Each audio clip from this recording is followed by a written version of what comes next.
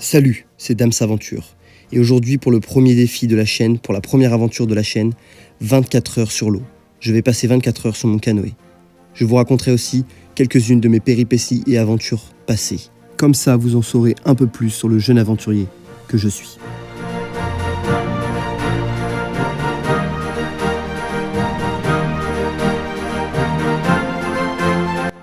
Ok, c'est parti pour les fleuves français. En l'occurrence la Maine et la Loire. En fait, je vais passer 24 heures sur mon petit canoë gonflable là. Donc j'ai toutes mes affaires. Hop. Derrière il y a le sac avec ce qu'il faut pour dormir. Donc on est en mois de novembre. Et le truc c'est que la nuit dernière il faisait -1. J'espère que ça va le faire. Et je vais essayer de me caler mon corps de 1m80, 80 kg là-dedans. Et pourquoi je fais ça moi encore? En tout cas c'est très agréable. J'ai navigué dans des fleuves beaucoup plus rapides. Là franchement le courant il est juste parfait. C'est-à-dire que tant qu'il y a un petit peu de courant qui m'emmène, franchement ça tangue. C'est pas très... Quand je vais devoir m'installer pour dormir, ça va être un peu sport. Ah bah ça va être long. Ça fait 45 minutes que je suis parti. Je me suis déjà mouillé le pied. Attends, faut que j'enlève ma chaussure. Faut que ça sèche. La nature. Franchement c'est grave calme là. C'est beau hein. Donc Dams Aventure, c'est pas ma première aventure. J'ai fait le tour du monde à vélo avec mon meilleur pote. Et on a traversé l'Amazonie en radeau. J'ai pas traversé entièrement l'Amazonie, j'ai traversé une partie de l'Amazonie en radeau.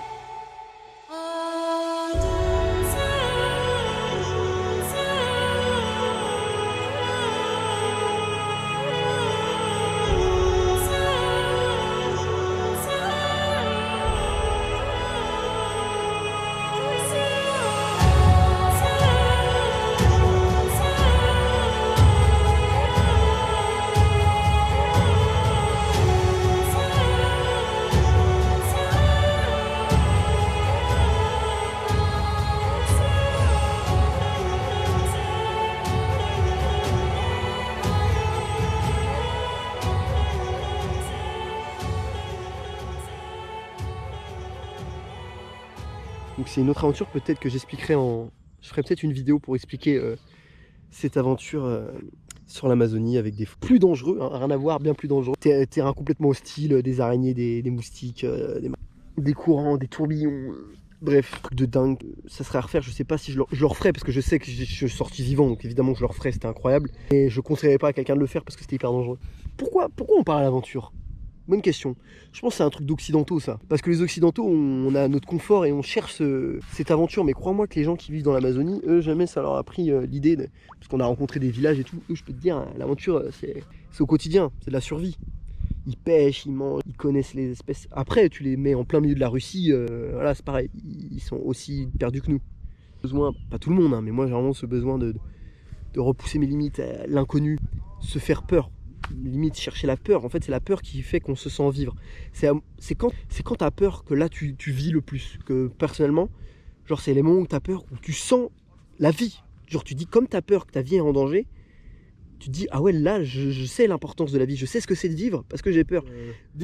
Autant j'ai gardé mon instinct d'aventurier depuis mes voyages et tout ça. Par contre un truc que j'ai perdu c'est le mental par rapport à la nourriture. Parce que nous arrivait pendant mes voyages de manger très peu, même sur le radeau, je me rappelle, pendant Amazonie, on se restreignait beaucoup parce qu'on ne savait pas trop les quantités, on mangeait, on avait des petits gâteaux, on avait un peu de riz, on faisait cuire du riz juste le midi quand on pouvait, parce que des fois on avait un petit réchaud, ça tanguait trop le radeau, on ne pouvait pas cuisiner, mais quand on pouvait, on faisait un peu de riz le midi, on avait des petits gâteaux, de l'ananas, je me rappelle, c'est tout ce qu'on mangeait quoi par jour. Je faisais 15 kilos de moins qu'aujourd'hui. En reste, il est très dur aussi, 24 heures assis comme ça là. Je teste pour vous, hein, si un jour il vous prend l'idée de rester 24 heures sur un... Non, il vous trompe. Non, personne fait ça. Okay. Est venu le moment que je redoutais tant. Faire pipi. C'est-à-dire que je dois me mettre à genoux pour pisser par-dessus bord. Mais qu'en fait, quand faut pas chavirer, quoi. C'est juste ça qui est chaud. Ah, mais j'ai faim. Oh, quelle heure il est? Oh, j'ai tout le temps faim.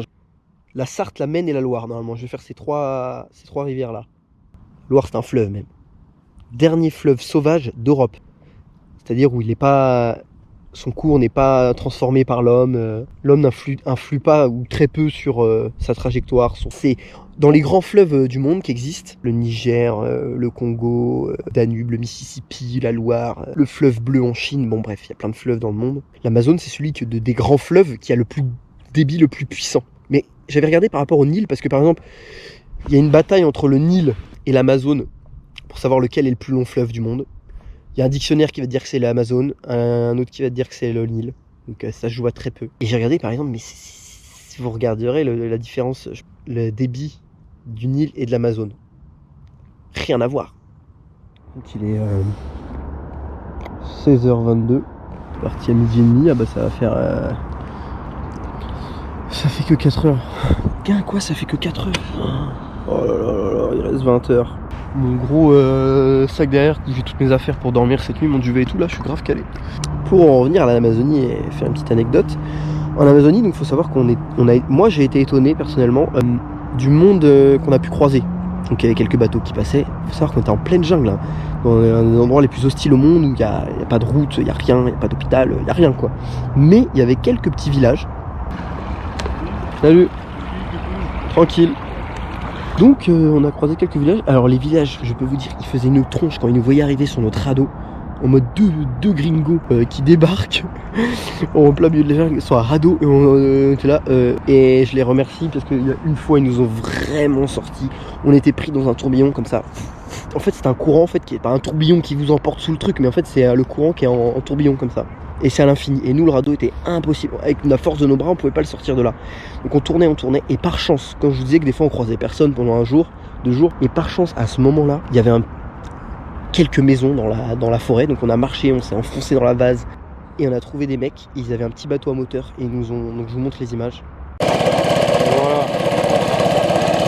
Après, vous êtes foutus dans un beau bazar. Regardez là, ça tourbillonne. Le courant il va un peu partout nulle part. On allait chercher de l'aide dans un village indigène qui marchait dans les sables mouvants. Et il veut refaire tout le tour en fait.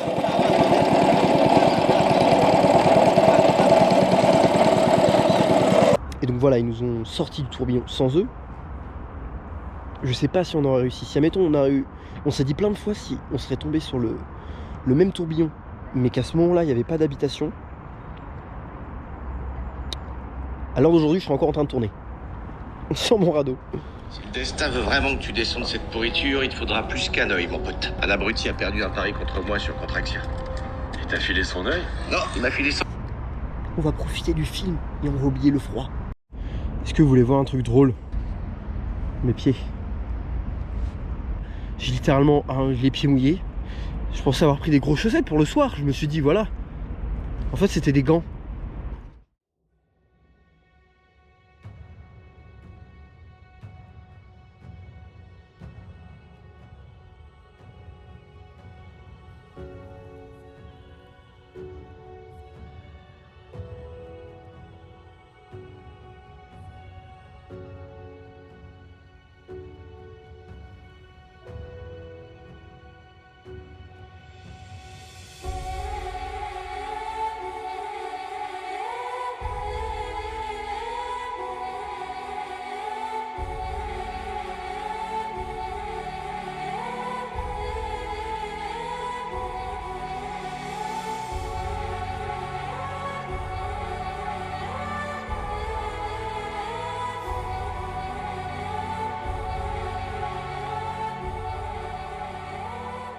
Bon alors notez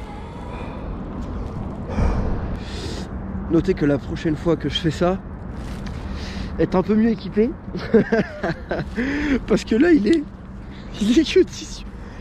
que 18h45. Je vous jure que c'est vrai. Voilà, 18h45. Et il pèle. Je vais pas gayer, ça va me réchauffer.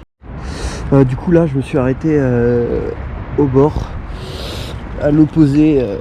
Du coup je vais m'accrocher à une branche là par sécurité. Et je suis même pas au bord, je suis au mettre le bord il est à 2 mètres là-bas, c'est parce que c'est une branche qui tombe de l'arbre là.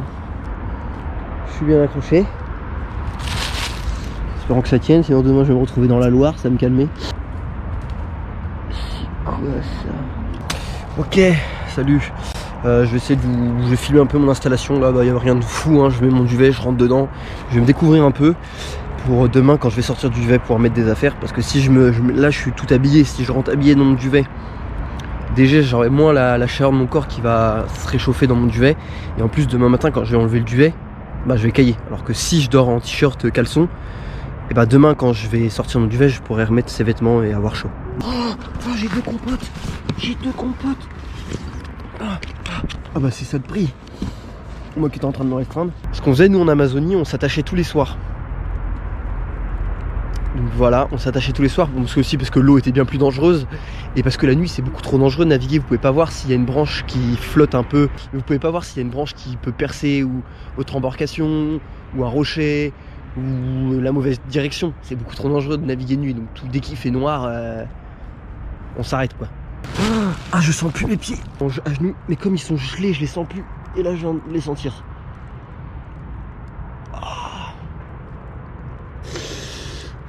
Faut que je m'allonge là, j'en peux plus. Ouh. Oh, je suis dans le duvet. Oh, ça fait du bien d'étendre les jambes. Bon, après, je vais pas pouvoir trop m'étendre non plus. Et il est 20h30. Au moins, on va se coucher tôt. De toute façon, je serai levé tôt, hein, ça c'est sûr. On verra bien, c'est l'aventure. Bon, il est 3h du matin. On est sur l'eau. Ah, c'est chaud en vrai. Vous savez, je sais, ce genre de moment où on sait pas si on a dormi ou pas. Mais après, la bonne nouvelle, c'est que mes pieds se sont réchauffés. Enfin. J'avais trop froid aux pieds. Mais là, ça va mieux. Je pense que je vais réussir à dormir au bout d'un moment. En fait, ça va parce qu'il n'y a pas de vent, il n'y a pas de pluie. C'est juste froid. Bon, allez. Et voilà. C'est le réveil. Bah, je vais pas vous mentir, j'ai pas passé la meilleure nuit de ma vie. Mais pas la pire. Bon, il est 7h du matin.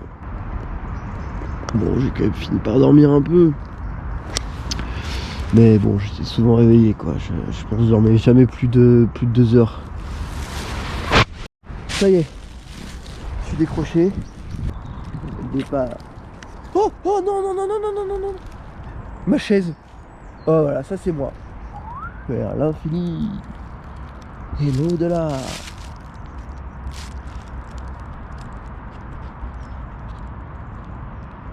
Au revoir, l'endroit où j'ai dormi. On ne se reverra jamais.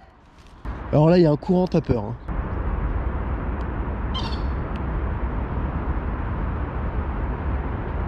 On sait que ça passe pas.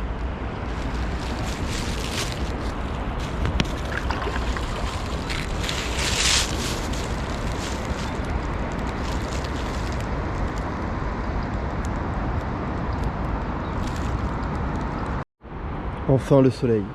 On va dire que rien que les petits rayons de soleil là. Ah oui, au fait, je suis bloqué là. C'est une écluse.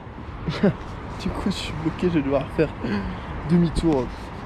J'ai fait à peu près, je sais pas, 1 kilomètre.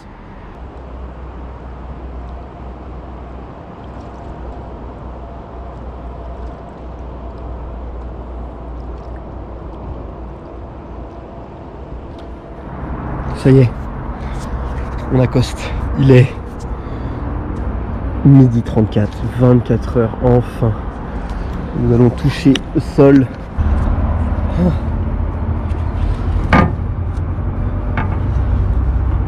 C'est parti. Allez, je vais me mettre debout pour la première fois.